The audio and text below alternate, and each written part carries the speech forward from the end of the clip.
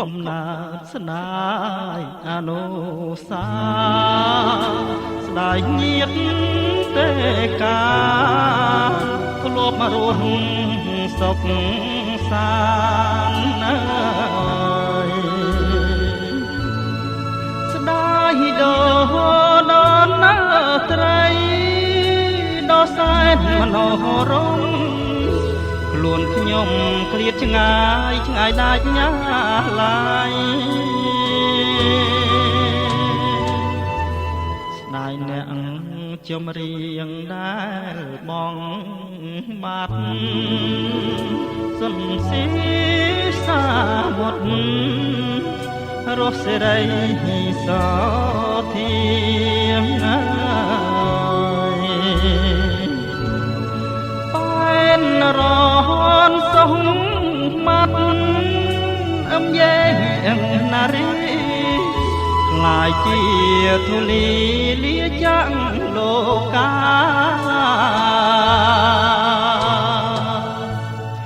ខ្ញុំប្រត់ណាស់តែកាយតែចិត្តចាំនៅស្អប់រឿងស្រូវនៅក្នុងលោកាខ្ញុំប្រត់ម៉ែអើប្រត់គូសង្សារគូលណែនអរាសោកាគ្មានលហាអូអិនព្រំដែលមានចេស្តាអស់លោកអ្នកតា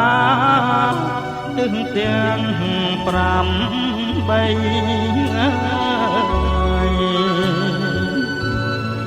សូមជួយដោះណា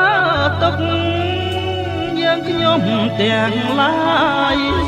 ជាតិមុខជាតិក្រោយសូមកុំអើយយល់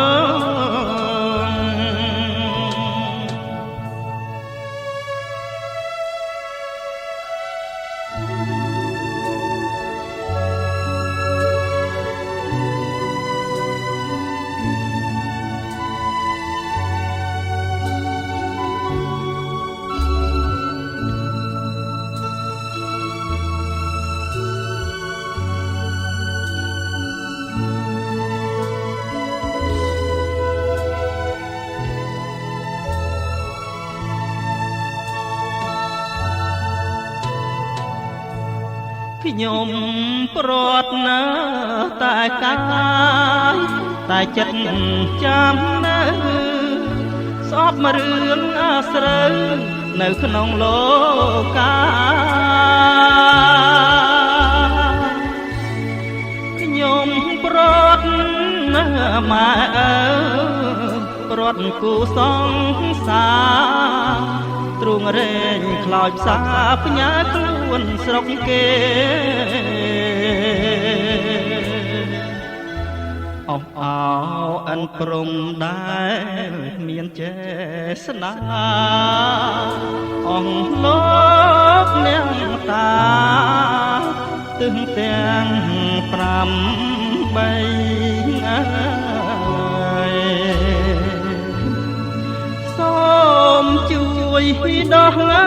ទុកយើងខ្ញុំទាំងឡាយជាតិមុខជាតិក្រោយសូមកុំអើយយល់